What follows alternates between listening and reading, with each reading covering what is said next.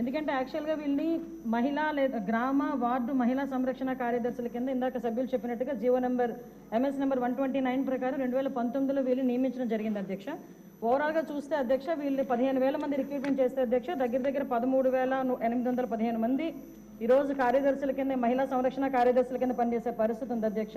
అందులో సుమారుగా 1,189 ఆటోమేటిక్గా ఇంకా ఖాళీలు ఉన్నాయి అధ్యక్ష.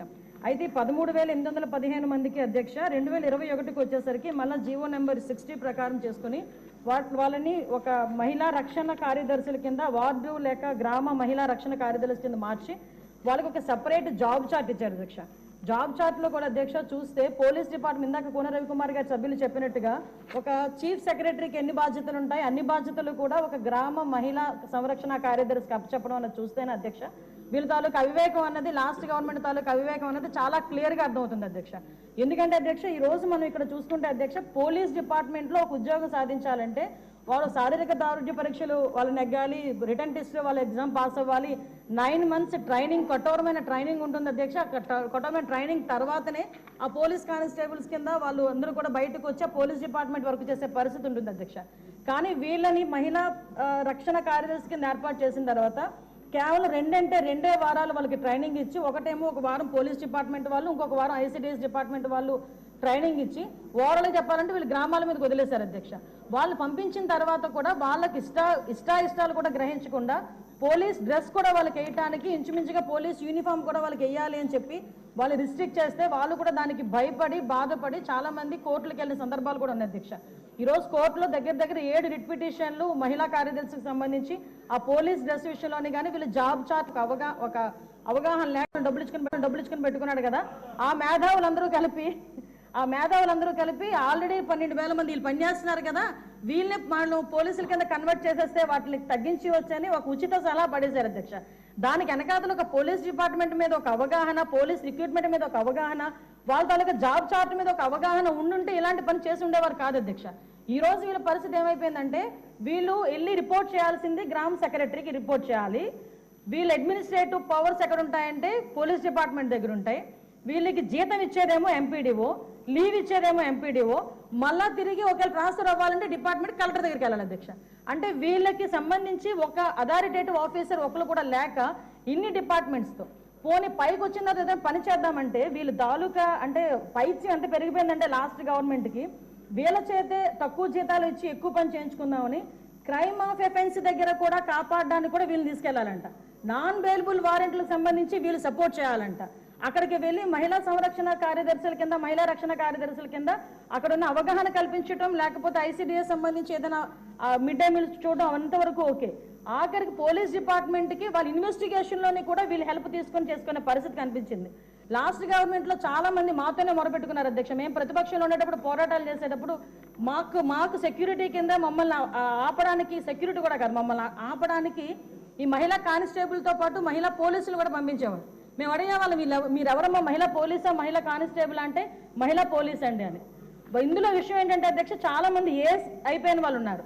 మళ్ళీ ఇంకోటి ఏంటంటే MTechలు BTechలు చేసుకుని కొంతమంది ఫ్యామిలీస్ పోలీస్ డిపార్ట్మెంట్లోకి కొంతమంది యాక్సెప్ట్ చేస్తారు, కొంతమంది యాక్సెప్ట్ చేయకపోతారు. ఇలాంటి సిచ్యువేషన్స్ అన్నింటిలోని కూడా ఈరోజు వీళ్ళు పడుతున్న బాధ అధ్యక్ష వర్ణనాతీతం. ఇంకొకటి ఇందులో కొసమేర్పు ఏంటంటే ఎన్నో సంవత్సరాల కానిస్టేబుల్ కింద చేస్తే హెడ్ కానిస్టేబుల్ ప్రమోషన్ వస్తుంది. హెడ్ కానిస్టేబుల్ దగ్గర నుంచి ఒక ASI, SI, CA ర్యాంక్ వరకు వెళ్తారు. వీళ్ళు ఎటువంటి రిక్రూట్మెంట్ లేదు, ఎటువంటి శారీరక దృఢ పరీక్షలు లేవు, ఎటువంటి రిటర్న్ టెస్టులు లేవు, ఎటువంటి ట్రైనింగ్స్ లేవు. వీళ్ళకి కూడా మహిళా పోలీస్ దగ్గర నుంచి అప్ టు ఇన్స్పెక్టర్ వరకు కూడా వీళ్ళకి కూడా ఒక ప్రమోషన్ జాబ్ చార్ట్ ఇచ్చేసి ఒక జీవో కూడా రిలీజ్ చేశారు అధ్యక్ష. అంటే వీళ్ళు ఎంత అంటే అవగాహన లేదు. అప్పుడు మనందరూ అనుకునే వాళ్ళం తొగ్గులకు పరిపాలన అంటే దానికి ఇది ప్రత్యేక సాక్ష్యం కింద మనం ఈ మహిళా రక్షణ కార్యదర్శుల గురించి చూడాలంటే ఇది మనం చెప్పుకోవచ్చు అధ్యక్ష. ఇన్ని రకాలుగా వీళ్ళు చేసిన అధ్యక్ష వీళ్ళకి ఏంటంటే అధ్యక్ష ఎస్కార్ట్ డ్యూటీలు, బందోబస్తు డ్యూటీలు వాళ్ళు అక్కడికి వచ్చి ఏడ్చేవారు అధ్యక్ష. ప్రస్తుతం చాలా మంది మేము వచ్చిన తర్వాత కూడా ఇప్పుడు ఈ విషయంలోనే గౌరవ సభ్యులందరూ కూడా చెప్పడం జరిగింది. వీళ్ళు పోలీస్ డిపార్ట్మెంట్కి సంబంధించిన వాళ్ళ కింద ఉంచాలా లేకపోతే ICDSలో మనం పంపించుకోవాలా, వేరే ఎవరికైనా ఏదైనా జాబ్ చార్ట్ ఇచ్చి సపరేట్గా వీళ్ళు ఏదైనా మనం చేయాలా అనేది ఆలోచన చేసుకోవడానికి ఒక సుదీర్ఘమైన చర్చ అయితే జరగాలి అధ్యక్ష. మేము చర్చిస్తాం అధ్యక్ష. నా అప్పీల్ ఏంటంటే ఇక్కడ గౌరవ సభ్యులందరూ ఉన్నారు, గౌరవ సభ్యులందరూ కూడా ఈ విషయంలోనే మనందరికీ కూడా అవగాహన ఉంది. ఈ గౌరవ సభ్యులందరూ కూడా ఈ విషయంలో ఈ మహిళా కార్యదర్శుల విషయంలో మనం ఏం చేస్తే వాళ్ళ సేవలు వినియోగించుకునేటట్టుగా ఉంటుందో గౌరవ సభ్యులు ఎవరైనా లిఖితపూర్వకంగా మాకు సూచనలు సలహాలు ఇచ్చినా దాన్ని బేస్ చేసుకొని అదేవిధంగా మనం డిపార్ట్మెంట్ వాళ్ళతో కూడా చర్చించి దీని మీద నిర్ణయం తీసుకొని యాజ్ ఎర్లీ యాజ్ పాసిబుల్ మహిళా కార్యదర్శులకి వాళ్ళకి ఒక మహిళా సంరక్షణ కార్యదర్శులకి ఒక జాబ్ చార్ట్ ఇస్తామని చెప్పి సభ ద్వారా మీ ద్వారా సభకు తెలియజేసుకుంటున్నాను అధ్యక్ష. క్వశ్చన్ నెంబర్ 4 అండి.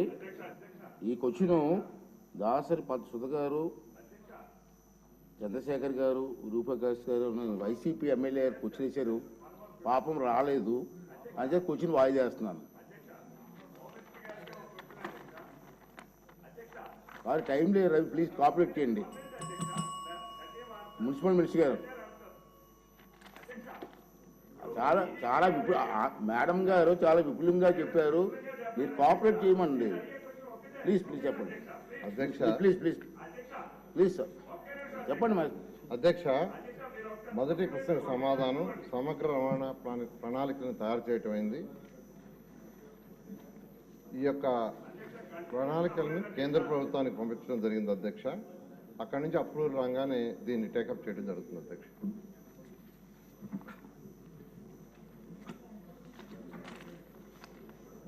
ఎమ్మెల్యే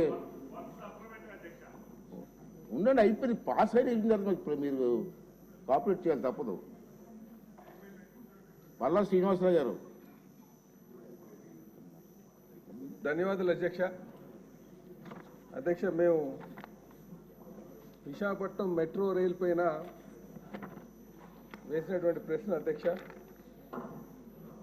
ఇది కాంప్రహెన్సివ్ మొబిలిటీ ప్లాన్ రెడీ చేశారా అని మేము అడిగాం అధ్యక్ష.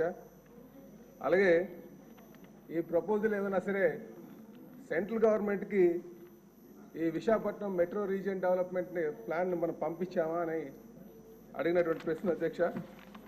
అలాగే ఈ ప్రాజెక్టు ఎంత టైం తీసుకుంటారు, ఎప్పుడు పూర్తి చేస్తారని దాని మీద అధ్యక్ష, ఈ విశాఖపట్నం మెట్రో రైల్ ప్రాజెక్టు చాలా అవసరమైనటువంటి ప్రాజెక్ట్ అధ్యక్ష విశాఖపట్నానికి.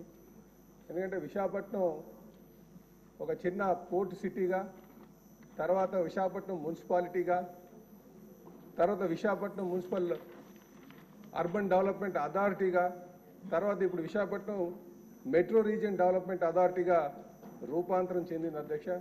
దీనికి ప్రధానమైన కారణం పాపులేషన్ అధ్యక్ష, జనాభా పెరుగుదల. ఏ నాయకుడికైనా సరే పెరిగినటువంటి జనాభాకి అనుగుణంగా ఆలోచన చేయాల్సినటువంటి అవసరం ఉంది అధ్యక్ష.